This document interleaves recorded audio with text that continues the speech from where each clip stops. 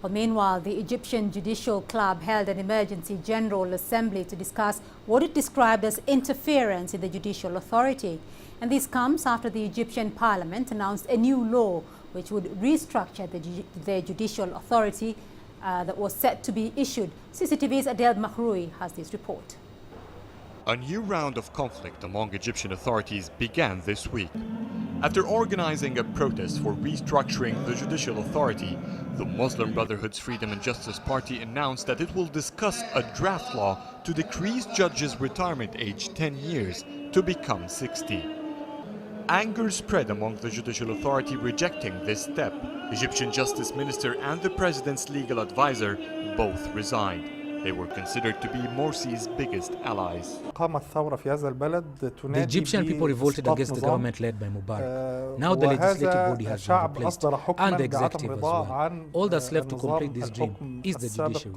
We are seeking that by creating a new law. For 30 years, some judges have been involved with Mubarak in forging elections.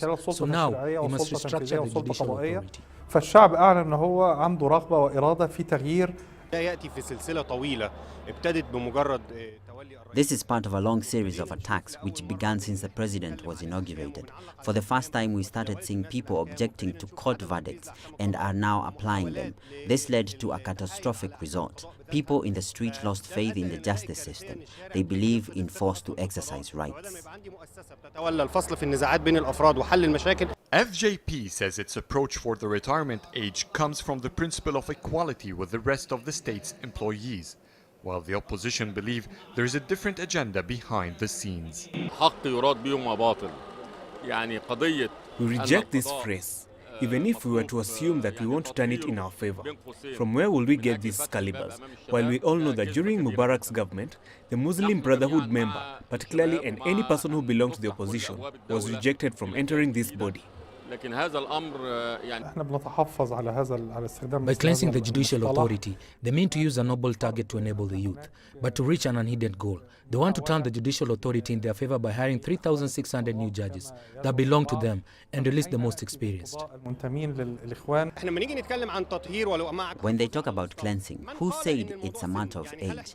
It presumes the elders are corrupt and the young ones are not. Scientifically, this is not a correct classification. How can we appoint new judges based on what and who will choose them? All these are unanswered questions, but it gives more room for their supporters inside the court. The entire judicial body is estimated near 8,000 judges, which means that nearly half of them would be retired.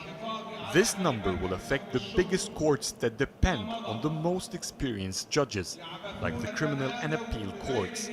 But the most endangered is the Supreme Court. It will only have 5 judges remaining, while it needs 7 to operate. The new Egyptian constitution didn't mention how to appoint new judges. It is left to a law that is currently non-existent. If the judges' law proceeds, a legal dilemma would rise. To issue a law for hiring new judges, the country will have to get the approval of the Supreme Court, which will not be operating then. Analysts believe that the new law would not see the light, as long as it has to pass by judges for constitutional approval. Adel El-Mahrouky, CCTV, Cairo.